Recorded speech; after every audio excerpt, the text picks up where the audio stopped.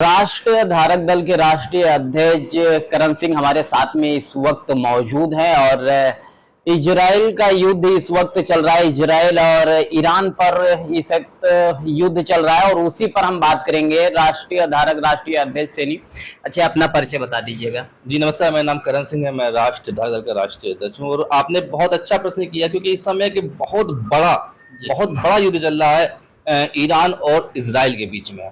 और ये युद्ध आपने पूछा चल रहा है तो इसके बहुत बड़े कारण सामने आए हैं। पहली बात तो ये कि जो ईरान है वो एकमात्र सिया बाहुल देश है और एकमात्र सिया मुस्लिम कंट्री है दुनिया की। और इजराइल एकमात्र यहूदी देश है दुनिया का। और इन दोनों देशों के बीच में काफी डिस्टेंस है और कई देश आते हैं। इन दोनों देशों के बीच में इराक आता है, सीरिया आता है, जॉर्डन आता है। उसके बाद ये दोनों देश आपस में एक दूसरे से मिलते हैं।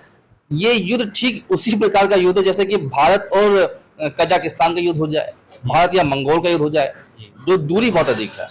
तो युद्ध होना तो नहीं चाहिए था, पर युद्ध हो क्यों रहा है इस पे बात करते हैं। उसका सबसे बड़ा कारण है कि ईरान जो है वो सिया बाहुल देश है और जो सिया मुस्लिम होते हैं वो सुन्नी मुसलमानों के यकीदे के अनुसार काबिलियत कत्ल होते हैं। मतलब उनका कत्ल कर देना चाहिए, उनको कातिल माना जाता है। क्योंकि जो हसन हुसैन जो मोहम्मद साहब के नवासे थे, जो उनका कत्ल हुआ था, तो माना जाता है कि वो सिया लोगों ने ही किया था, तो इसलिए इनको कातिल माना जाता है। और हर जगह इनके कत्ल होते रहे हैं सुन्नी मुसलमानों के द्वारा। ये कहीं भी किसी भी देश में सेफ नहीं है सिया मुस्लिम, केवल अपने ईरान में ही सेफ है। और यही कारण है कि जो सिया मुस्लिम है वो हमेशा प्रयास करते हैं कि वो किस प्रकार से सुन्नी मुसलमानों के सगे बन जाएं, किस प्रकार से उनके खास हो जाएं, उनके अजीज हो जाएं। इसलिए हमेशा यदि कोई अटैक होता है सुन्नी मुसलमानों पर किसी का भी, तो ये आगे आगे आ जाते हैं। देखिए इजराइल और फिलिस्तीन का मामला था। इजराइल हमास से युद्ध कर रहा था।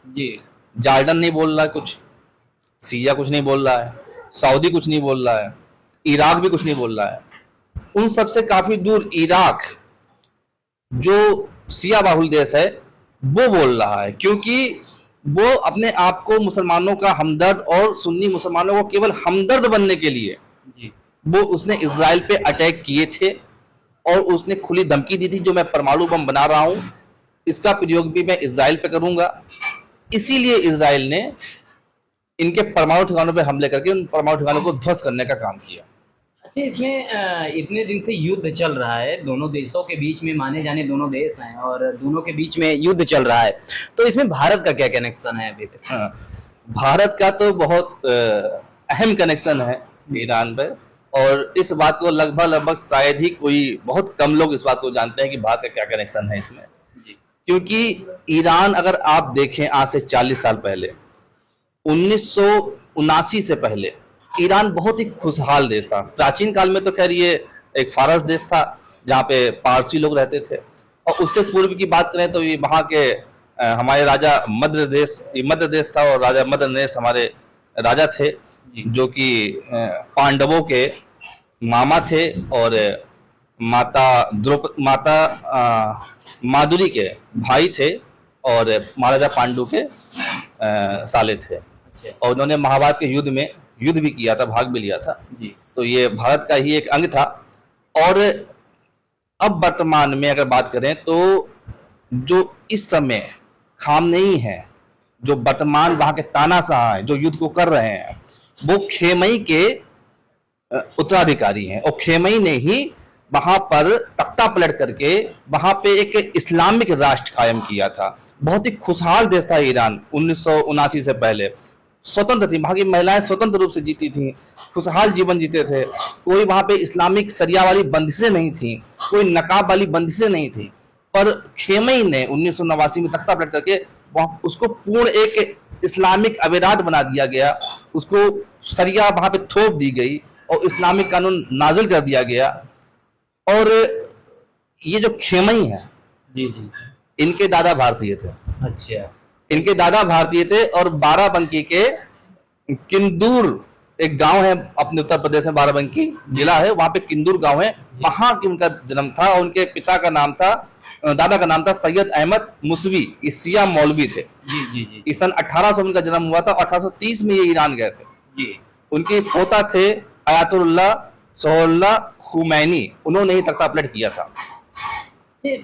मान के चलिए दोनों देश में इस वक्त युद्ध चल रहा है और काफी लोग उसमें मारे भी गए युद्ध में, और इसका आखिरी में परिणाम क्या आएगा जो देखा जाए?